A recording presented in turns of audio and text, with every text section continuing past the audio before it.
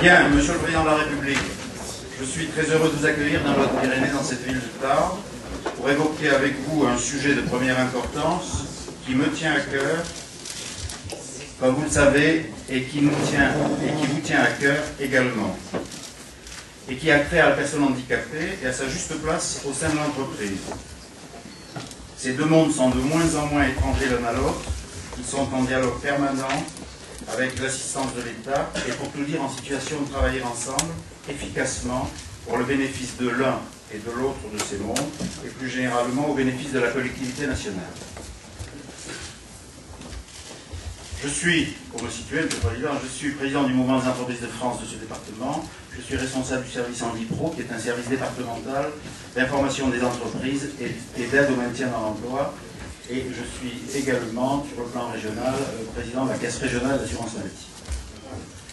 Nous avons réuni autour de nous 6 témoins, autour de cette table, qui vont nous dire comment les choses se passent ici, en Bigorre, dans ces sujets. 3 de ces personnes témoigneront de leur situation personnelle de travailleurs handicapés, comment est survenu le handicap.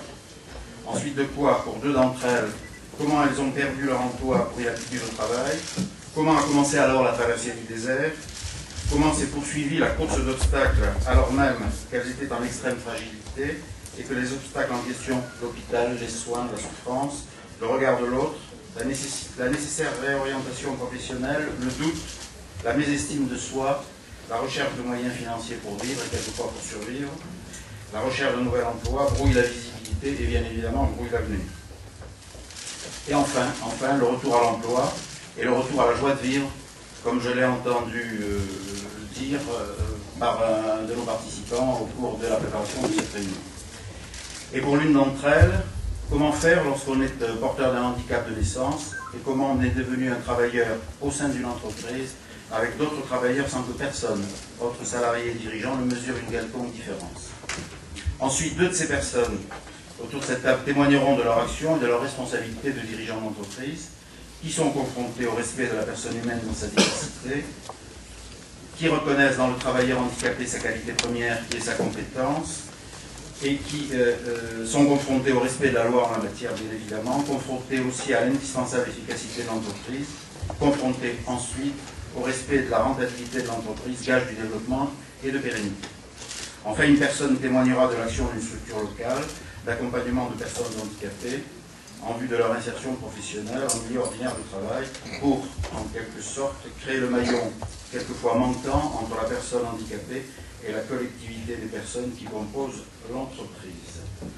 Donc, sans plus attendre, je vais vous présenter, Monsieur le Président, Monsieur Sylvain Nicolo, qui a 27 ans, qui est ici, qui a 27 ans, et qui est technicien aéronautique dans une entreprise de 80 personnes aux portes de Tarbes, et qui va vous en dire plus sur son parcours personnel.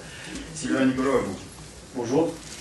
Donc voilà, moi je suis handicapé de la main droite depuis ma naissance et j'ai subi des opérations jusqu'à 3 ans à peu près, des greffes de doigts. Et le parcours a été assez mouvementé, on va dire. Donc j'ai fait mon scolarité normale et de là j'ai voulu faire un emploi comme tout le monde, travailler. Et on m'a fait comprendre que ça allait être très difficile pour y arriver à cause de ça. Donc je me suis battu et j'y suis arrivé à m'en faire mes fins. Donc à ce moment-là, je suis à la fin de 6 jours. Je travaille dans une usine aéronautique et aérospatiale qui s'appelle Tronda et je suis ajusteur monteur cellule sur avion. Et j'ai commencé dans cette entreprise en tant que magasinier. Et après, mon patron m'a dit, est-ce que ça te dirait de travailler dans l'atelier pour voir tes capacités de... J'ai dit, ben oui, pourquoi pas, on va essayer. J'ai essayé et ça m'a plu, ça a marché, il a été content de moi. Et à ce jour, j'y suis toujours et je pense qu'il n'y a pas de contrainte avec ça. Et moi, pour moi, je trouve que je me suis sorti de cette affaire vraiment...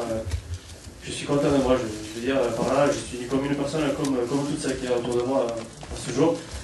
Et c'est vrai que je suis content de moi, ça n'empêche pas de vivre comme toute personne normale.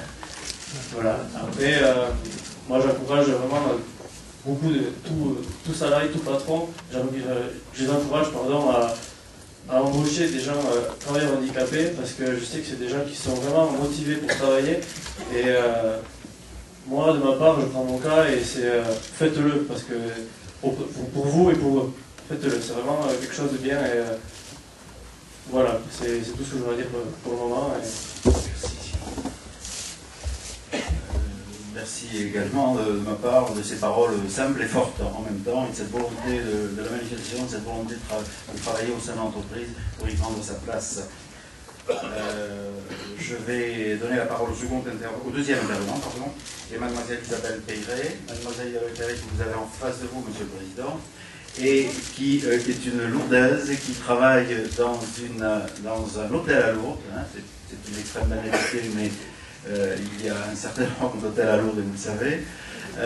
Elle a subi un accident du travail dont elle va vous parler, et elle a, après de gros efforts, et je lui laisse la parole pour qu'elle le dise, après de très gros efforts personnels, elle a pu se réorienter, et elle a depuis la saison dernière retrouvé un emploi dans l'hôtel dont je vous parlais, et je crois qu'elle est tout à fait épanouie, même si le parcours pour arriver jusque-là était un parcours de grande difficulté.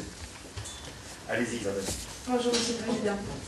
Je suis handicapée moteur, mais cela ne se voit pas. Cependant, j'ai été licenciée de mon métier d'aide-soignante voici 3 ans pour incapacité physique. La manutention manuelle au quotidien de personnes âgées de tout poids dans une maison de retraite avait usé mon dos, déplacé des vertèbres, et il fallait opérer. Pour mon employeur, ces douleurs dorsales supportées pendant de nombreux mois sous anti-inflammatoires n'étaient que psychologiques. J'ai refusé l'intervention chirurgicale, ne souhaitant pas avoir des plaques d'acier dans la colonne vertébrale. C'est alors que commença le combat physique, mental et professionnel. Qu'allais-je devenir? Vers quelle voie me tourner, moi qui ne savais qu'être au service des personnes âgées? Rien, mais vraiment absolument rien ne m'attirait. Les nombreuses et nouvelles démarches administratives me plombaient le moral. Je n'y comprenais rien. Durant des mois, j'allais déverser mon désarroi auprès de 2 amis, qui m'ont été aussi d'un secours financier sans précédent. Je n'aurais jamais pu vivre, payer mes frais fixes, faire face à l'inconnu qui génère l'angoisse, toute seule. Et c'est mon premier constat, avoir des piliers sur lesquels s'appuyer quand on n'en peut plus, tant moralement que matériellement. Toutefois, je ne restais pas inactive, malgré l'enfermement qui me guettait. L'envie d'apprendre et de transmettre m'ont toujours sauvée. Ainsi, j'ai donné des cours de français à des bénévoles italiens, j'ai aidé des enfants l'été pour le soutien scolaire. Je décidais aussi d'apprendre l'informatique, ma bête noire, au sein d'une association à Lourdes. D'apprendre par moi-même l'italien, à l'aide de cassettes. Puis, via la Contorep, Cap Emploi prit contact avec moi, et j'ai pu très rapidement apprécier le suivi personnalisé et professionnel de Madame Sanchez. Cap Emploi me proposait un bilan de compétences, à Lourdes de 2-3 mois. J'allais enfin, et j'en étais sûre, trouver ma voie. Ce n'était pas mon truc, mais j'ai insisté. Et le soir, l'aide aux devoirs dans une école était ma joie, ma récréation. À l'issue de ce bilan de compétences, j'ai effectué de nombreuses démarches afin de trouver 2 stages. L'un à l'hôpital de Lourdes, l'accueil des consultations externes, un stage qui n'aboutit pas, car il n'y avait pas de formation menant à ce poste. L'autre, dans un hôtel, était sûrement voué à l'échec, car je n'avais pas la fibre commerciale, mais sociale. Et puis, ce fut le déclic. Monique Estin, responsable de l'association d'informatique, me présenta auprès d'un organisme de formation qualifiante à Séméac, près de Tarbes. J'allais apprendre le métier de réceptionniste en hôtel d'emploi.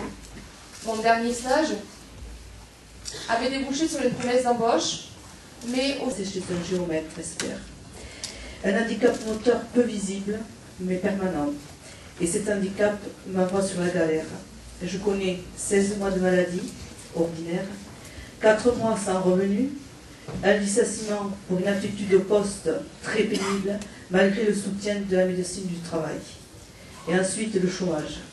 Le chômage avec les soucis financiers, la détresse, la fracture sociale aussi. Heureusement, les amis, la famille sont là. Cette structure, il y en a d'autres qui travaillent dans ces conditions, mais je crois que ça va effectivement dans le bon sens. Je vous remercie les uns comme les autres. Merci à tous.